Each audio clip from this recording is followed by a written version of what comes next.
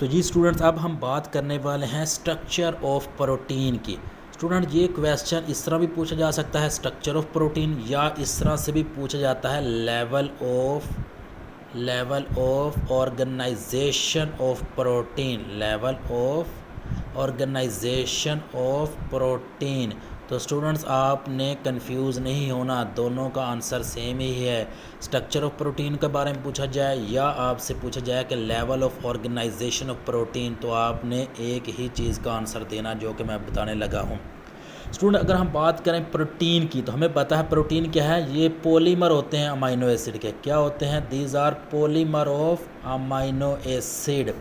मतलब ये कि डिफरेंट टाइप के स्टूडेंट्स अमाइनो एसिड मिलते हैं किसकी मदद से? पेप्टाइड बॉन्ड के ज़रिए। किसकी मदद से? पेप्टाइड बॉन्ड के ज़रिए मिलते हैं। तो क्या बनाते हैं? प्रोटीन। एक बात मैं स्टूडेंट्स इंपॉर्टेंट यहाँ पे बताने लगा हूँ जो आपने इसको अंडरस्टैंड करना है, वो ये है स्टूडेंट्स, अगर दो अमाइनो एसिड मिले, अगर क्या हो स्टूडेंट, दो अमाइनो एसिड मिलें, तो क्या हमारे पास बनता है स्टूडेंट्स? डाईपेप्टाइड बनेगा। क्या बनेगा? डाईपेप्टाइड बनेगा। क्या बनेगा? दो अमाइनो एसिड जब मिलते हैं तो जो बॉन्ड बनती है उसको क्या कहते हैं? डाईपेप्टाइड बनते हैं।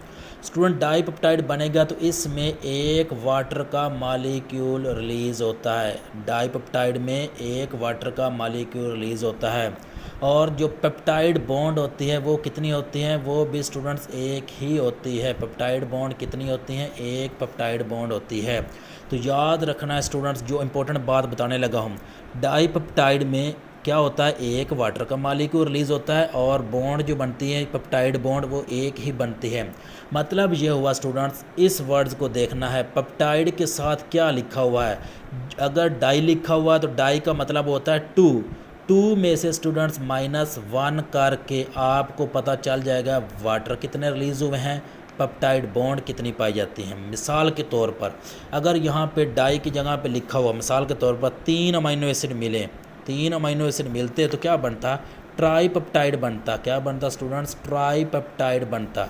ट्राईपेप्टाइड में अब आपसे कोई पूछता कि वाटर के मॉलिक्यूल कितने रिलीज़ होंगे, तो स्टूडेंट्स ट्राई का मतलब क्या होता है? 3। तो 3 में से -1 करके क्या बनता है? 2 निकलता है। तो 2 स्टूडेंट्स वाटर के मॉलिक्यूल रिलीज़ होते हैं। और अगर वो पूछता कि पेप्टाइड बॉन्ड कितनी बनते, तो स्टूडेंट्स पेप्टाइड बॉन्ड भी हमारे पास 2 ही बनते। तो स्टूडेंट्स, इस तरह से आपको ने अंदाज़ा लगा लेना है कि हमारे पास आपको बताया क्या गया। अब एक इम्पोर्टेंट बात स्टूडेंट्स, पॉलीपेप्टाइड और प्रोटीन में डिफरेंस क्या होता है? पॉलीपेप्टाइड और प्रोटीन में डिफरेंस क्या होता है, इस चीज़ को स्टूडेंट्स आपने अंडरस्टैंड करना है। पॉलीपेप्टाइड और प्रोटीन में डिफरेंस क्या होता है स्टूडेंट्स, जब हम अगर आप बात करें, हमारे पास 2 अमीनो एसिड मिले डाईपेप्टाइड, 3 मिले ट्राईपेप्टाइड।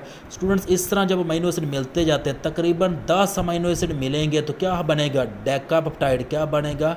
डेकापेप्टाइड। स्टूडेंट, 10 तक हम क्या नाम देते हैं इसको? इसी तरह नाम देते हैं डेकापेप्टाइड, मतलब ट्राईपेप्टाइड, टेट्रापेप्टाइड, पेंटापेप्टाइड, हेक्सापेप्टाइड, इस तरह नाम देते जाते हैं। लेकिन जब 10 अमीनो एसिड से बात आगे बढ़ती है, जब 10 अमीनो एसिड से आगे बढ़ती है, तो हम फिर उसको पेप्टाइड का वर्ड्स यूज़ नहीं करते, हम पॉलीपेप्टाइड कहते हैं। क्या कहते हैं भला? पॉलीपेप्टाइड। फिर हम ट्राई, टेट्रा, पेंटा, हेक्सा इस तरह नहीं कहेंगे, फिर हम क्या कहेंगे?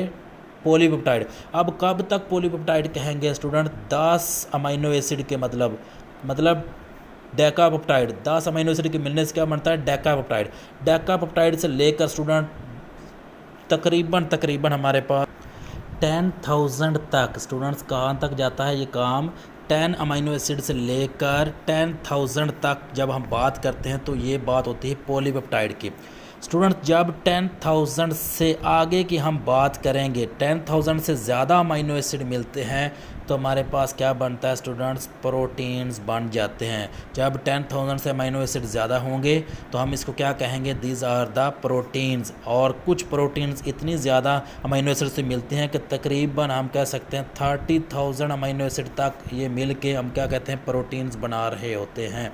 तो स्टूडेंट्स ये आपके पास बेसिक कुछ टर्म्स थी जिसको आपने अंडरस्टैंड करना था कि पॉलीपेप्टाइड कब होंगी, प्रोटीन्स कब बनेंगे, और इसके अलावा वाटर के मालिक्यूल कितने रिलीज़ होंगे, कितने पेप्टाइड बॉन्ड बनते हैं, तो ये आपको पता होना चाहिए। और पेप्टाइड बॉन्ड का स्टूडेंट्स जनरल स्ट्रक्चर याद कर लें, कार्बन और नाइट्रोजन के बॉन्ड के दरमियान बनता है। कार्बन नाइट्रोजन बॉन्ड के दरमियान हमारे पास क्या बनता है, पेप्टाइड बॉन्ड बनती है। तो ये आपको पता होना ज़रूरी है स्टूडेंट्स पेप्टाइड बॉन्ड का, ये होते हैं पेप्टाइड बॉन्ड्स, तो ये आपको पता होना चाहिए। अब हम स्टूडेंट्स स्टडी करते हैं level of organisation of proteins, जो कि हमने प्रोटीन्स को 4 लेवल ऑफ ऑर्गेनाइजेशन में डिवाइड किया हुआ, उसको हम 1 बाय 1 डिस्कस करते हैं। लेवल ऑफ ऑर्गेनाइजेशन में स्टूडेंट्स हमने प्रोटीन्स को 4 लेवल में डिवाइड किया हुआ। नंबर 1 हमारे पास होती है प्राइमरी स्ट्रक्चर्स।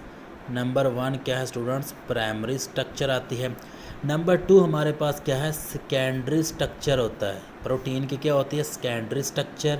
नंबर 3 स्टूडेंट्स हमारे पास क्या है, टर्शरी स्ट्रक्चर होती है। प्रोटीन की क्या होती है, टर्शरी स्ट्रक्चर आती है। और नंबर 4 हमारे पास क्या होता है, क्वाटरनरी स्ट्रक्चर। क्या है students, quaternary structure, quaternary structures. तो स्टूडेंट्स हम इनको 1 बाय 1 डिस्कस करते हैं। स्टूडेंट प्राइमरी स्ट्रक्चर क्या होता है, प्रोटीन की प्राइमरी स्ट्रक्चर की जब हम बात करते हैं, प्राइमरी स्ट्रक्चर क्या होता है स्टूडेंट, प्राइमरी स्ट्रक्चर जो होता है ये असल में इसमें अमीनो एसिड का सीक्वेंस की बात की जाती है। किसकी बात की जाती है, sequence and number of amino acid, sequence और नंबर ऑफ अमीनो एसिड की बात की जाती है। इसमें सिर्फ और सिर्फ हम क्या बात करते हैं कि एक स्पेसिफिक सीक्वेंस में अमीनो एसिड आपस में मिले होते हैं, एक स्पेसिफिक सीक्वेंस में अमीनो एसिड आपस में मिले होते हैं। और किस तरह मिले होते हैं, इनके अंदर पेप्टाइड बॉन्ड होती है। पेप्टाइड बॉन्ड के ज़रिए क्या होता है स्टूडेंट्स, स्पेसिफिक अमीनो एसिड आपस में मिले होते हैं और उनका सीक्वेंस क्या होता है और उनके नंबर कितने हैं, ये हमें क्या बताती है, ये प्राइमरी स्ट्रक्चर से पता चलता है। एग्जाम्पल के तौर पर अगर हम बात करें, मिसाल के तौर पर देखें, तो नंबर 1 हमारे पास स्टूडेंट्स क्या आते हैं, आप कह सकते हैं इंसुलिन आ जाता है। यस, तो क्या आ जाता है स्टूडेंट्स, इंसुलिन आता है। इंसुलिन के स्टूडेंट्स सीक्वेंस और नंबर ऑफ अमीनो एसिड के बारे में जो हमें बताया था वो उसका नाम था एफ सेंगर। कौन था, एक साइंटिस्ट था जिसका नाम था एफ सेंगर। इसने हमें बताया था कि जो इंसुलिन है असल में वो 51 अमीनो एसिड से मिलकर बनी होती है। कितने अमीनो एसिड से स्टूडेंट बनी होती है, 51 अमीनो एसिड से मिलकर बनी होती है।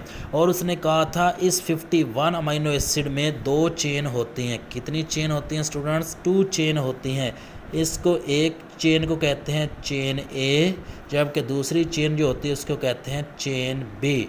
स्टूडेंट्स ये असल में 51 अमीनो एसिड से मिलकर बने होते हैं। चेन ए जो है स्टूडेंट उसके पास होते हैं 21 अमीनो एसिड। कितने अमीनो एसिड होते हैं, 21 अमीनो एसिड।